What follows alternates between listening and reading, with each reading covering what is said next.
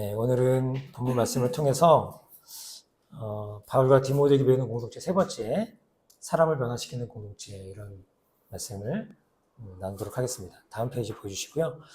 우리가 지난 2주간, 우리가 이제 지난주에 이사 때문에 이 말씀을 못 나눴는데, 2주간 바울이 디모데에게 전수하는 교회 그림 있잖아요. 그걸 봤습니다. 복음을 전수하는 공동체였고, 그 다음에 사랑을 불러일으키는 공동체, 그걸 세워야 된다. 그래서 바울은 지금까지 에베소 교회의 거짓 교사 문제를 다루면서 다른 교리를 막아야 된다고 얘기하고 있고, 그 다음에 끝없는 신화 족보 이야기, 그거 네가 막아야 된다 얘기했습니다. 그리고 하나님의 바른 말씀을 가르쳐야 된다는 사실을 디모데에게 계속적으로 얘기를 했죠. 논리적으로 본다면 이제 구체적인 대응 지침, 그거에 대해서 어떻게 될 것인가를 나와야 되는데, 그런데 12절에서 바울은 갑자기 뭐 하고 있습니까? 뭐 하고 있어요? 바울이 그쵸, 간증, 자기 이야기를 하고 있는 거죠. 뭐라고 하냐면, 나는 나에게 능력을 주신 우리 주 그리스도 예수께 감사를 드립니다. 이렇게 이야기하고 있습니다. 구체적인 뭔가 이제 거짓 교사들에 대한 대책을 얘기할 것 같은데, 그 이야기보다는 갑자기 자기 이야기, 자기가 어떻게 하나님 은혜를 입었는지를 이야기하는 간증. 그래서 12절 이렇게 자기가 17절에 뭘로 끝나요? 찬송으로 끝나는, 찬미로 끝나는 그런 모습을 보이게 되는 거죠. 바울이 왜 그럴까라고 하는 거예요. 거짓 가르침, 신화와 족보를 물리치고 교회를 지키는 일에 더 중요한 것이 바른 가르침과 함께 변화된 사람들의 이야기, 이것이 너무나 중요했기 때문이 아닐까? 그런 생각을 해보게 됩니다. 바울은 그래서 더 논리정연한 가르침에 대해서 말하지 않아요. 바울은 복음이 자신을 어떻게 변화시켰는지를 이야기하고 있습니다. 복음이 실제로 사람을 바꾼다는 살아있는 증거가 누구다? 그게 바로 나다. 이거를 바울이 이야기해주고 있는 것이죠. 여러분, 신화와 족보는 흥미로운 이야기를 많이 만들어요. 그런데 여러분, 그 신화와 족보 이야기는 사람을 바꾸지 못합니다. 그런데 복음은 오늘 본문에 뭐라고 되어 있어요? 회방자요, 그 다음에 박해자요, 폭행자라고 얘기하고 있는 그 바울을 사도로 변화시키는 그런 모습이 있는 것이죠. 그 증거가 누구라고 바로 얘기하고 있어. 이 편지를 쓰고 있는 바로 내가 그 사람이다. 이 복음 앞에 변화된 사람이 바로 나다. 이 이야기를 해주고 있는 것이죠. 헬라어 원문을 보면 이 12절의 첫 단어가 뭐냐면 감사라고 합니다. 감사. 첫 단어가. 자신을 변화시킨 하나님에 대한 감사로 이 이야기를 시작하고 있는 바울의 심정이 여러분 느껴지십니까?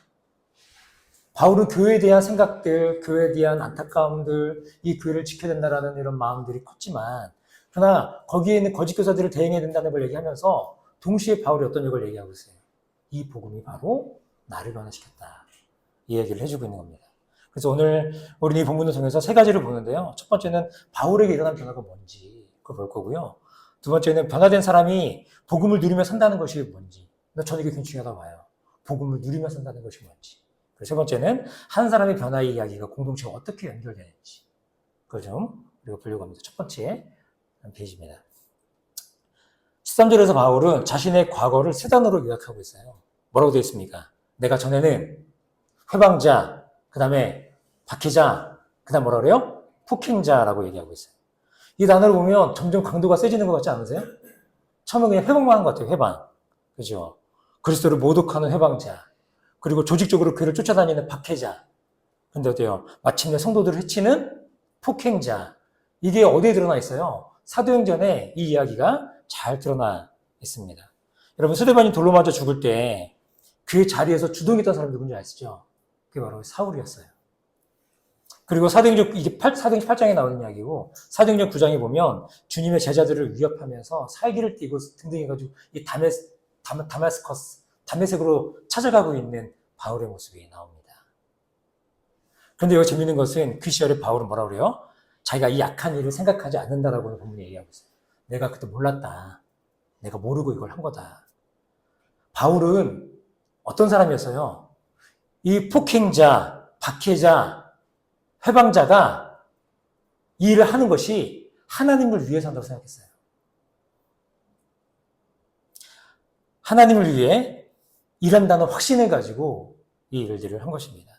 확신에 찬 종교적 신념, 종교적 열심이 하나님의 백성을 박해하고 있는 그 모습을 보여주고 있는 것이죠. 이보다 더 변화가 불가능해 보이는 사람이 있을까요? 자기 신념에 아주 확신에 차 있는 사람, 변화되기 쉽지 않을 겁니다. 근데 그랬던 사람이 지금 어떻게 됐어요? 우리 12장 하반절에 보니까 주님께서 나를 뭐라고 해요? 신실하게 여기셔서 나에게 이 직분을, 이 사도의 직분을 맡겨주셨습니다라고 이야기하고 있는 것이죠. 교회를 허물던 사람이 교회를 세우는, 그냥 세우는 것이 아니라 정말 핵심적인 그 사역을 감당하는 사도의 직분을 감당하는 사람으로 세워진 것이죠. 이것이 바울이 오늘 본문이 증거하는 바울의 변화인 겁니다. 바울의 변화.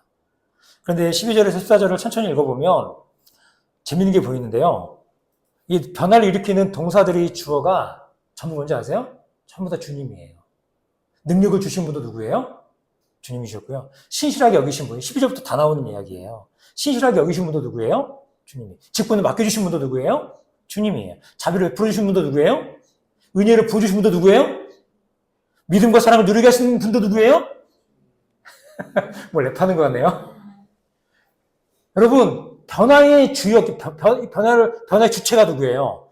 사도 바울의 주체가 자기가 아니에요. 주님입니다, 주님. 바울이 주어가 되는 문장이 한 문장 있어요. 뭐라고요? 내가 전에는 해방자요. 저는 해방자요. 박해자요. 폭행자였습니다. 라고 얘기하는 이 부분입니다. 바울이 스스로 한 일은 죄입니다, 죄. 나머지 전부 뭐예요? 그걸 다 주님께 받은 거였습니다. 이것이 성경이 말하는 변화의 모습인 것이죠. 우리의 변화는 누구로부터 시작됐습니까? 여러분들의 변화의 주체는 누구예요? 여러분 스스로입니까? 그렇지 않아요. 사람의 변화는 결심으로 되는 것이 아닙니다. 하나님의 은혜가 임해야 되는 것이에요. 하나님의 긍휼과 은혜만이 사람을 변화시킨다는 것입니다. 바울이 그것을 아는 사람인 거죠. 그걸 이야기하고 있는 겁니다. 12절에 이 신실하게 여기서서라고 하는 말을 자세히 보면 바울이 실제로 신실했어요? 그렇지 않아요. 방금 자신이 말한 대로 바울 자신은 회방자였고 박해자였고 폭행자였습니다. 신실하지 않은 사람을 신실하게 뭐 했다고 그래요? 여겨줬다 그래요. 여겨줬다. 이것이 은혜의 핵심인 것이에요. 하나님은 우리가 자격이 있기 때문에 우리를 쓰시는 분이 아닙니다. 여겨주심의 은혜로 우리를 받아주시는 분, 그분이 바로 우리 주님인 것이죠. 그리고 14절에서 바울은 그 은혜의 크기를 어떻게 표현해요? 자기를 받아주신 그 은혜의 크기를 어떻게 표현합니까? 우리 주님께서 나에게 은혜를 넘치게 부으셨다. 그렇게 얘기했어요.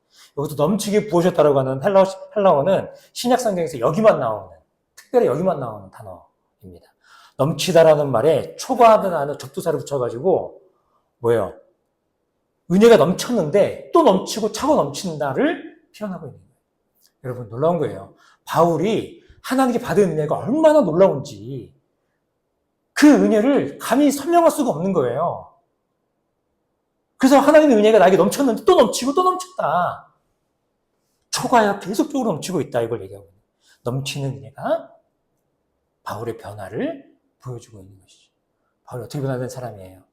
하나님의 은혜가 아니고는 설명할 수 없는 그것을 바울이 이야기해주고 있는 것이죠. 사랑하는 여러분, 우리는 여기에서 하나님께서 사람을 변화시키는 방식을 배우게 되죠. 하나님은 우리를 압박하고 정죄해서 우리를 변화시키는 분이 아니라는 겁니다. 하나님은 어떻게 우리를 변화시켜요? 하나님이 우리를 긍휼하심으로, 하나님의 은혜를 입게 함으로, 그것이 무엇인지를 알아서 그것이 변화되는 것이죠. 제가 우리 아이들 가끔 공부 안 하면은 카드 한마디 공부 안 하니? 이거 압박이잖아요. 그런다고 공부할까요, 애들이? 그게 아니죠. 어떻게 공부를 할까요, 우리 아이들이?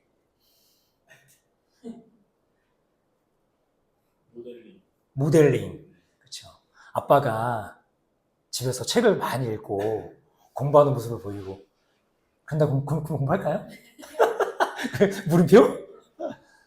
하나님이 우리를 변화시키는 거는요, 우리를 압박해서, 우리를 막 정죄해서, 막 판단해서, 너 그렇게 살면 되겠어! 그렇게 해서 하나님 우리를 변화시키시는 분이 아니에요. 하나님 어떤 분인지 우리에게 알려주세요. 하나님 사랑이 무엇인지를 우리에게 알려주세요. 하나님이 너희를 향한 은혜가 무엇인지를 보여주세요. 그걸 알면 사람은 변화가 됩니다. 그 대표가 누구예요? 바울입니다. 바울. 우리는 종종 어때요? 사람을 바꾸려고 제가 제 아내랑 결혼 초에 여러분들 결혼하신 분들은 아실 수 있겠지만 많이 싸우잖아요. 왜 싸워요? 인간 내가 개조시켜야 되거든. 바꿔야 돼요. 마음에 안 들어요. 그러니까 싸우는 거야. 그러니까 어떻게 해요? 지적하죠. 막 뭐라고 하죠. 똑바로 안 해? 내가 이렇게 하지 말라 그랬지? 그런단 말이에요. 제가 했던 방식이에요. 그럼 어떻게 해요? 제 아내는 처음엔 순응하는 것 같다가 나중에 폭발하더라고요. 인간이 그러면서. 그럼 안 되는, 그렇게 변화되는 게 아닙니다. 우리 하나님도 그렇게 하지 않으신다라고 하는 것이죠. 여러분, 다메섹 도상에서 사울을 무너뜨린 것은 사울을 향한 정죄가 아니었어요. 하나님이 사울을 주님 만나주시잖아요. 어떻게 만나세요? 사울아, 사울아. 어찌해야 네가 나를 핍박하느냐. 그렇게. 이게 뉘앙스가 그럼 어떤지 모르겠어요. 저는 이걸 들을 때 사울아, 사울아, 이 나쁜 놈의 새끼야. 네가 어떻게 나를 이렇게 그런 게 아니라 진짜 따뜻한 음성을 들었던 것 같아요. 저는. 사울아, 사울아. 네가 어찌하여 나를 핍박하니. 하나님이 사울을 정죄한 게 아니에요. 따뜻하게 만나주시는 그 만남으로 사울이 변화된 겁니다. 13장 하반절을 보면 뭐라 그래요? 내가 믿지 않을 때에 알지 못하고 한 것이므로 하나님께서 나에게 자비를 베풀어 주셨습니다. 이야기를 본다면 하나님께서 다메섹 도상에서 바울을 만나주셨을 때 그 바울의 그 마음은 그 이야기로 마음이 몽글몽글해지고 이게 뭐지? 이 음성이 뭐지? 정말 주 예수가 누구지? 그런 마음들이 있었을 겁니다. 바울은 주님의 음성 앞에 자비를 경험한 것이죠. 하나님의 긍휼이 무엇인지, 하나님의 사랑이 무엇인지. 이러한 모습은 예수님께서 십자가에서 하신 기도와 정확히 일치합니다. 우리 주님 뭐라고 그러셨어요? 아버지, 저 사람들을 용서해 주십시오. 저 사람들은 자기들이 하는 일을 알지 못합니다. 그렇게 얘기합니다. 여러분, 교회가 사람이 변화되는 공동체가 되려면 이 기도의 시선을 우리 놓치지 말아야 될 것 같습니다. 우리 이 기도의 시선으로, 우리 주님이 그 자기를 죽이는 사람들을 향했던 그 기도의 시선으로 우리 서로를 바라볼 필요가 있다고 봅니다. 우리 서로의 완고함 뒤에 있는 그 알지 못한, 알지 못해서 그래. 그것을 보는 거죠. 알면, 알려주면, 하나님 사랑이 무엇인지 그가 정말 알면 변화될 거야. 그러니까 어떻게 해요? 그때까지 기다리고, 함께 견뎌주고, 참는, 사랑으로 이끌어주는 그런 것들이 필요한 것이죠. 그래서 정죄 대신에 긍휼의 눈으로 우리 서로를 바라봐주는 그런 모습이 필요한 겁니다. 하나님은 오늘도 사람을 바꾸세요. 변화시키십니다. 아멘. 문제는 우리가 그 긍휼의 통로가 우리가 될 수가 있는가라고 하는 것이죠. 두 번째는 복음을 누리는 삶인데 15절 하반절에서 바울은 특별한 형식으로 이야기를 합니다. 제가 한번 읽어드릴게요. 이 말씀은 믿음직하고 모든 사람이 받아들일 만한 말씀입니다. 제가 이게 지난번에 설교할 때 이게 있다고 해서 미쁘다 이 말이요. 그죠? 미쁘다 모든 사람이 받을 만한 이 말이요. 이 형식이 목회서신에만 5번이 나오거든요. 그러니까 이건 뭐냐면 요즘 말로 하면은 굉장히 중요한 거예요. 볼드체로 하고요. 그 다음에 형광펜으로 쓰고요. 그 다음에 거기 밑줄을 막 그은 거야. 그 정도로 중요하다는 얘기죠. 근데 뭘 믿음직하다는 얘기예요? 뭘 믿을 수 있다는 얘기예요? 그 위에 있죠. 바로 위에. 그리스도 예수께서 죄인을 구원하시려고 세상에 오셨다라고 하는 거예요. 여러분, 이게 사실 복음의 전부입니다. 예수님 자신의 말씀 그대로인 거예요. 예수님 뭐라고 그러셨어요? 누가복음에 보면 인자는 잃은 것을 찾아 구원하러 왔다 그렇게 말씀하시잖아요. 그리고 마가복음에 또 뭐라고 그러시냐면 나는 의인을 부르러 온 것이 아니라 죄인을 부르러 왔다. 그렇게 말씀하셨어요. 여러분, 신화와 족보는 끝이 없고 알 수 없는 이야기들을 가르칩니다. 그런데 복음은 어때요? 복음은 선명해요. 복음은 뭡니까? 믿보다 모든 사람이 받을 만한 이 말이 뭐예요? 예수께서, 그리스도 예수께서, 메시아 예수께서 죄인을 구원하시려고 세상에 오셨다. 이걸 선명하게 보여주는 것이죠. 에베소의 거짓 교사들은 복잡한 것을 가르쳤지만 아무도 바꾸지 못합니다. 그런데 바울은 너무나도 이 선명한 복음으로 자신이 변화되었을 뿐만 아니라 다른 사람들도 변화시키는 그런 사람이 되었다라고 하는 것이죠. 그런데 15절 마지막에 충격적인 고백이 붙죠. 뭐라고 합니까, 바울이? 나는 죄인의 우두머리입니다. 이렇게 얘기하고 있어요. 여기서 원어의 시제를 보면 이 죄인의 우두머리라고 하는 것은 현재 시제입니다. 현재 시제. 바울은 회심한 지 지금 보면 한 근 20여 년, 30여 년 사이쯤 될 거예요. 오래됐어요. 다메섹 도상에서 회심하고 난 다음에 그게 아마 30대라고 본다면 지금은 이제 거의 60대가 다가오는 거의 죽을 이제 마지막이잖아요, 바울이. 그쯤이거든요. 근데 세 차례나 전도여행을 마치고 수많은 교회를 세운 이 노 사도가 지금도 자신을 뭐라고 그래요? 얘기하고 있어요? 저희는 첫째 자리에 세우면서 자기를 이야기하고 있습니다. 근데 여러분, 바울의 자기 인식을 보면 되게 재밌습니다. 회심 초기에 바울은 뭐라고 했냐면 고린도전서 15장에 보면 이렇게 얘기하고 있어요. 사도들 가운데서 나는 가장 작은 사도다. 그렇게 얘기합니다. 그리고 얼마 뒤에 에베소서에서 뭐라고 하냐면 에베소 3장에 보면 이렇게 말씀하고 있어요. 모든 성도 가운데서 지극히 작은 자보다 더 작은 자. 자기를 그렇게 얘기하고 있어요. 근데 이제 생애 마지막에 에베소서가 거의 중간쯤이라고 본다면 그러니까 회심하고 난 다음에 초기, 중기, 그 다음에 지금 말년이잖아요. 이 말년에 사도 바울이 뭐라 그래요? 나는 죄인의 우두머리다. 그렇게 얘기하고 있어요. 사도 중에 말제, 성도 중에 말제, 그 다음에 마침내 죄인 중에 나는 첫째다.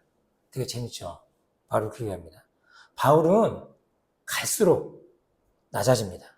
은혜를 더 깊이 알면 알수록 자신이 더 크게 보이는 게 아니에요. 이 정도 사도가 되면 자기 인식이, 자기 자아가 팽창할 것 같잖아요. 근데 그게 아니에요.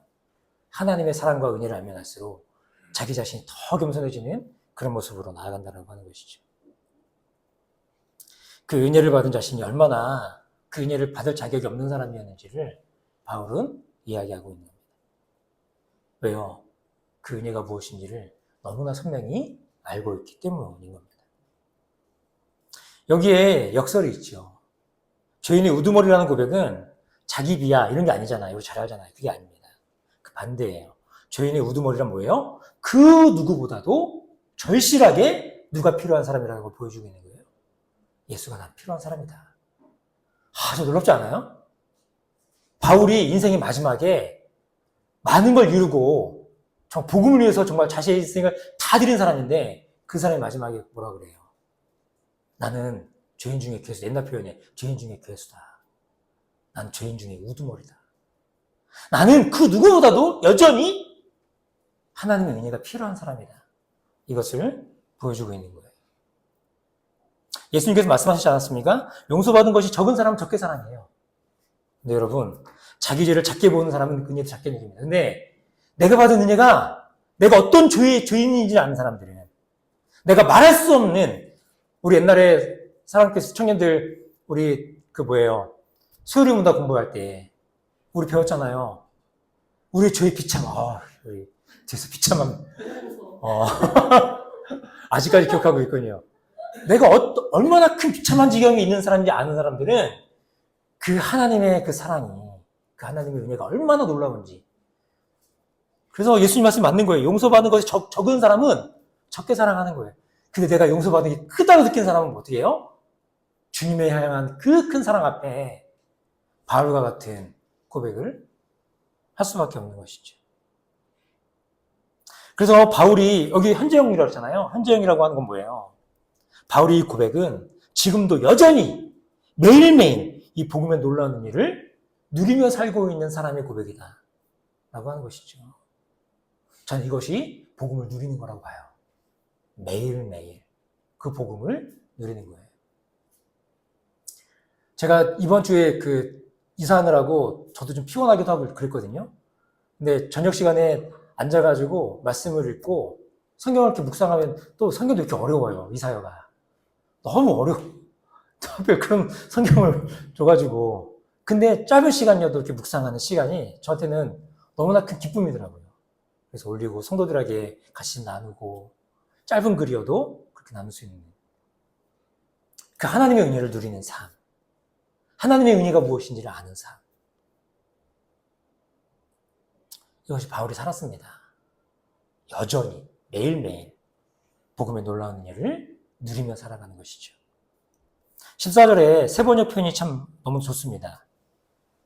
뭐라고 합니까? 주님께서 은혜를 이제 다 부으셨잖아요. 그러면서 뭐라 그래요? 그리스도 예수 안에서 얻는 믿음과 사랑을 누리게 하셨습니다. 누린다. 여러분, 누린다는 이 말씀 앞에 잠시 좀 머물 수 있기 바라요. 잠시 좀 머물러 보십시오. 나는 주 예수의 사랑을 누리고 있는지. 여러분, 복음은 이를 악물고 막 견디는 게 아니에요. 이걸 해야지. 그런 게 아닙니다. 오늘 본문에서 복음을 누리는 삶의 모습이 그대로 드러나요. 12절에서 감사 시작했다고 그러잖아요. 감사로 시작해서 마지막에 뭐예요? 17절에 찬송으로 끝나요. 찬미로 끝납니다. 감사와 송영 사이에서 살아가는 것. 그것이 복음을 누리는 삶인 거예요. 근데 여러분, 감사와 송영 사이의 그 사이가 여러분, 쉽습니까? 쉬워요? 그렇지 않죠. 바울을 보세요. 바울이 쉬웠습니까? 바울의 인생이? 근데 감사와 그 송영 사이를 살아가는 게 여러분 복음을 누리는 거예요. 복음을 누린다는 건 우리를 구원하신 그 복음 앞에 우리가 그걸 누렸잖아요. 그 받았잖아요. 감사하는 거예요. 그리고 송축하는 것이죠.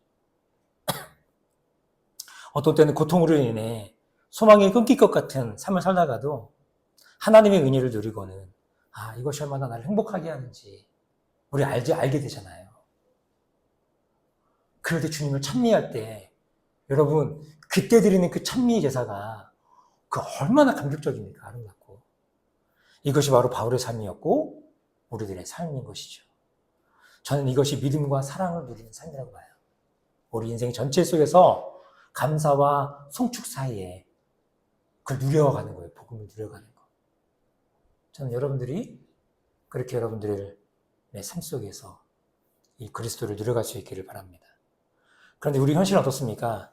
신앙의 연차가 쌓일수록 바울과 반대 방향을 걸어가는 그런 모습일 수가 있어요. 처음 은혜를 받았을 때는 죄인이었는데 연차가 쌓이면 쌓일수록 판단자가 되는 것이죠. 죄인 의식은 옅어지고 자기계로 가득 차게 되는 그런 모습일 수 있습니다. 은혜가 마르면 그 자리에 반드시 뭐가 세워진지 아세요? 판단이 세워집니다.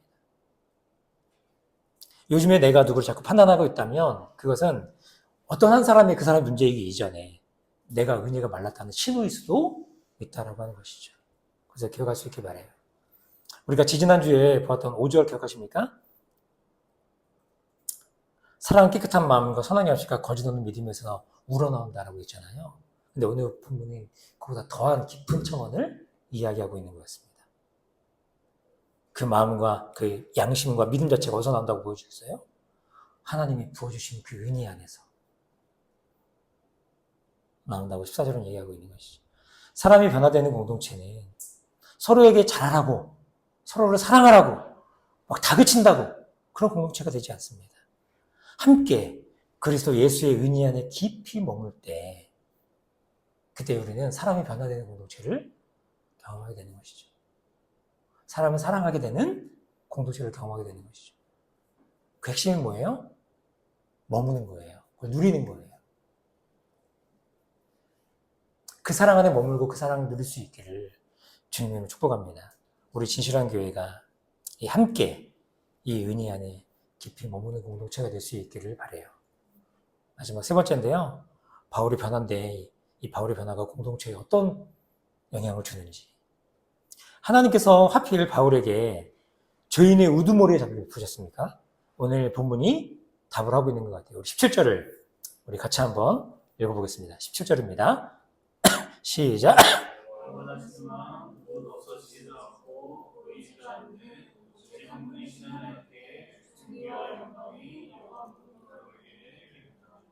제가 잘못했네요. 예. 16절입니다. 16절 같이 한번 읽어보겠습니다. 시작. 그러나 하나님께서는 나에게 자비를 베푸셨습니다. 그 뜻은 그리스도 예수께서 끝없이 참아주심의 한 사례를 먼저 나에게서 드러내 보이심으로써 앞으로 예수를 믿고 영생을 얻으려고 하는 사람들의 본보기로 삼으시려는 것입니다. 여러분, 바울의 변화는 바울 개인을 위한 것으로 끝나지 않죠. 하나님은 바울을 통해서 공동체, 찬냉이 그걸 염두에 두고 있다는 것을 우리는 발견할 수 있습니다. 여기 본보기로 번역된 헬라어가 히포티포시스, 히포티포시스 이렇게 해야 되나요? 이게 뭐냐면 화가가 여러분 그림을 그릴 때 밑그림 그리잖아요. 밑그림이에요. 원형 스케치. 이걸 의미하는 겁니다. 본보기가. 이게 신약성경에 단 2번 나오는데 목회서 신에만 나온다고 해요. 한 번 여기 나왔고요. 또 한 번 디모데후서 1장 13절에 나옵니다. 나에게서 들은 건전한 말씀을 본보기로 삼아라 라고 할 때 그 본보기예요. 뭐예요? 그 밑그림이라고 하는 거죠. 바울의 변화가 자기가 밑그림이 된 거예요. 그 밑그림이 된 거기에 디모데가 덧입혀 자신의 삶을 써나가는 것이죠. 닮아서. 그리고 디모데는 어떻게 해요? 또 다른 사람에게, 믿을만한 사람들에게, 믿음직한 사람들에게, 그리고 믿음직한 사람은 또 다른 사람들에게. 이것이 우리가 얘기하고 있는 디모데후서 2장 2절인가에 나오는 신앙의 사대를 설명하고 있는 그 흐름이라고 하는 겁니다. 복음과 은혜가 자연스럽게 전수되는 공동체. 이것이 바로 사람이 변화되는 공동체의 모습인 거예요. 그런데 여기서 중요한 게 한 가지가 있는데요. 바울이 본보기가 된 근거가 뭐예요? 바울은 탁월한 사람이잖아요. 바울의 탁월성입니까? 그렇지 않아요. 놀라운 정말 사역들의 열매입니까? 그게 아닙니다. 16절이 말하는 본보기의 내용은 우리 아까 읽었죠. 제가 되게 강조해서 읽었던 게 있었는데 이게 뭐예요? 그리스도 예수의 끝없이 참아주심 이겁니다. 바울이 잘나서 본이 된 게 아니에요. 저런 사람까지 참아주시고 바꾸어주신 하나님의 그 오래 참으심이 바울을 통해서 드러난 것이죠. 그래서 15절의 우두머리와 16절의 먼저라고 하는 헬라어가 같은 단어입니다. 재밌죠? 조에서 첫째 했던 사람이 구밀의 첫 번째 수혜자가 된 거예요. 그게 딱히 그냥 정확하게 그 수학적으로 첫 번째가 아니라 그걸 설명하고 있는 것이죠. 바울이. 이것이 우리에게 복음인 이유가 있죠. 만약에 본보기의 자격이 탁월함이라고 한다면 우리 중에 그 누가 본보기가 될 수 있는 사람이 있을까요? 그런데 여러분 본보기의 자격이 정말 하나님의 은혜를 입고 긍휼을 입은 사람이라고 한다면 오래 참음을 입은 사람이라고 한다면 우리는 누구나 다 본이 될 수 있습니다.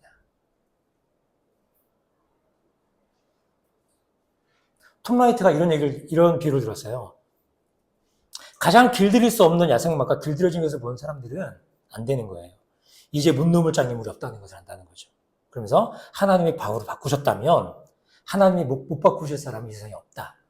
바울이 톰 라이트가 그런 얘기 하더라고요. 우리의 가정도 우리의 교회도 그리고 나 자신도 바울을 바꾸신 하나님이라면 우리를 못 바꾸실 이유가 없네요. 바울을 참아주시니까 하나님이 인내하고 기다려주시니까 하나님이 우리 또한 기다려주시고 인내해 주신다라고 하는 겁니다. 신약성경 전체를 보면 바울의 변화는 혼자 완성되지 않았습니다. 여러분 다메섹에서 눈이 사울에게 하나님 누굴 보내셔요? 제가 옛날에 제가 책 소개하면서 얘기했었는데 아나니아 오늘 뭐 던져줘야 되겠는데 형제 아나니아 있잖아요. 그 아델페 아나니아라고 제가 책이 있는데 그 책 제가 사둔 분들도 계실 거예요 아마. 아델페 형제 아나니아 뜻이거든요. 아나니아가 두려움이 있는데 하나님 말씀하시니까 어떻게 해요? 두려움을 무릅쓰고 찾아가서 사울에게 손을 얹고 뭐라 그래요? 형제 사울이요. 그렇게 얘기한단 말이에요. 어제까지 기독교 공동체를 박해했던 사람입니다. 근데 그 사람을 향해서 형제라고 부릅니다. 그 한마디에 그 당시 교회 공동체가 바울의 변화를 조금씩 받아들였다고 하는 거예요. 그럼에도 바울은 완전히 받아들이지 않죠. 그럴 때 어떻게 합니까? 바나바가 다소의 집거에 있던 사울을 끌어올립니다. 바나바가 사울의 손을 잡고 사도들에게 데려가요. 소개합니다. 유대의 교회들이 그 소식을 듣고 이렇게 반응해요. 전에 우리를 박해하던 그 사람이 지금은 그가 전혀 없어버리려고 했던 그 믿음을 전한다. 이런 평가를 합니다. 심지어 갈라디아서 1장 23절 24절에 이렇게 얘기하고 있어요. 그들은 나를 두고 하나님께 주고 영광을 돌렸다. 바로 나중에 그렇게 고백하는 거예요. 바울이 이 한 사람의 그 놀라운 변화가 바울 한 사람에 국한된 게 아니라고 하는 거예요. 그 공동체 안에 공동체의 다양한 성결들을 통해서 이 사람이 변화됐다는 것을 보여주고 있고요. 또한 바울의 변화로 인해서 그 수많은 사람들에게 본보기가 된, 본이 된 그 놀라운 사건이라고 한 것입니다. 이것이 사람의 변화되는 공동체의 모습인 거죠. 한 사람의 변화가 공동체의 간증이 되고 공동체의 간증이 하나님의 영광이 됩니다. 반면에 오늘 읽진 않았지만 뒤 바로 19절 20절에 보면 누가 나옵니까? 후메네오와 알렉산더가 나와요. 근데 이 사람들 어떤 사람들이에요? 선한 양심을 버리고 믿음의 파산을 당한 사람들이라고 이야기합니다. 같은 에베소 교회에 누가 있는 거예요? 디모데, 바울의 본을 받고 따라가는 디모데가 있고요. 또 그리고 뭐예요? 믿음의 파선한 후메네오, 알렉산더 같은 사람이 있다고 하는 것입니다. 우리 공동체, 여러분 자신은 어떤 이야기를 써내려갈 거라고 하는 것이죠. 그리고 오늘 본문 17절은 성경으로 끝나요. 같이 한번 읽어보겠습니다. 성경으로 끝나는 시작. 영원하신 왕, 곧 없어지지도 않고 보이지도 않는 오직 한 분이신 하나님께 존귀와 영광이 영원 무궁토록 있기를 빕니다. 아멘. 자기의 변화를 이야기하던 바울이 마지막에 도달하는 것은 자기를 드러내거나 자기를 자랑하거나 자기를 사랑하는 것, 그게 아니에요. 하나님을 찬양합니다. 변화의 이야기 끝에 뭐가 있어요? 하나님을 향한 감격스러운 예배가 있는 것입니다. 진짜 변화는 곁에 있는 사람들을 예배하게 만드는 것 같아요. 함께 예배하는 것이 얼마나 소중한지, 함께 예배하는 것이 얼마나 기쁨, 이걸 누리는 것이 얼마나 우리가 놀라운 특권인지 그것을 알게 하는 것이죠. 이게 진짜 변화입니다. 우리 주일예배가 뭘 얘기하고 있어요? 변화된 주인들이 각자의 담요색이 있잖아요. 변화된 바울의 그 현장, 우리 각자의 담요색이 다 있잖아요. 그것을 기억하며 함께 부르는 송영의 합창, 각자의 담요색에서 일어났던 그 하나님의 은혜를 기억하고 온 여러분들이 함께 자기의 서사를 가지고 와서 여기서 함께 자신의 변화를 노래하고 있는, 그 찬양하고 있는, 저는 그것이 우리 공동체의 예배라고 생각합니다.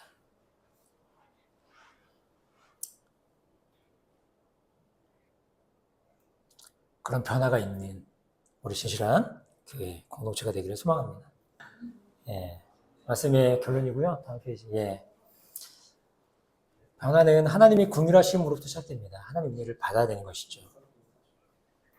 해방자와 핍박자와 박해자를 사도로 만든 것은 우리 결심으로 되는 것이 아닙니다. 넘치도록, 얘기죠. 넘치도록 부어주시는 하나님의 은혜. 그리고 그 변화는 누림으로 그걸 우리가 누려가는 것 이셔야 되는 것이죠. 또 그리고 저희는 의도모르는 현재 고백 위해서만 우리의 감사와 찬송이 마르지 않는 것 같습니다. 그리고 한 사람의 변화는 공동체에 영향을 줍니다. 그렇죠? 복음으로 한 사람이 변하면 그 사람은 변화의 밑그림이 돼요. 우리가 따라갈 수 있는 우리의 그림을 또 그게 덧칠할 수 있는 그 밑그림이 됩니다. 우리 진실한 교회 한 사람 한 사람들이 서로의 그 밑그림이 되어줄 수 있는 그런 공동체가 되기를 바랍니다.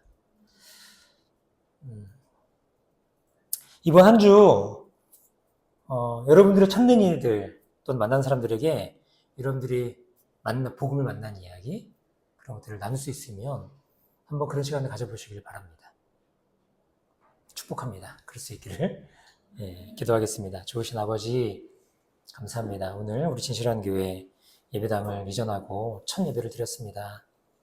주님, 우리 진실한 교회가 사람을 변화시키는 공동체로 그렇게 세워져 가기 원합니다. 우리 힘으로 되는 것이 아니라 주님께서 넘치는 은혜를 부어주셔야만 가능한 줄 믿습니다. 그리고 그 은혜를 우리가 누려갈 수 있기를 원합니다. 그걸 누릴 수 있게 원합니다. 기쁨으로 그 특권을 누려갈 수 있는 우리 진실한 교회 한 사람 한 사람 되게 하여 주옵소서. 그리고 우리 이야기들을 또 다른 사람들에게 본이 되는 삶의 모습으로 밑그림으로 그렇게 나아갈 수 있는 우리가 되게 하여 주옵소서. 예수님 이름으로 기도했습니다.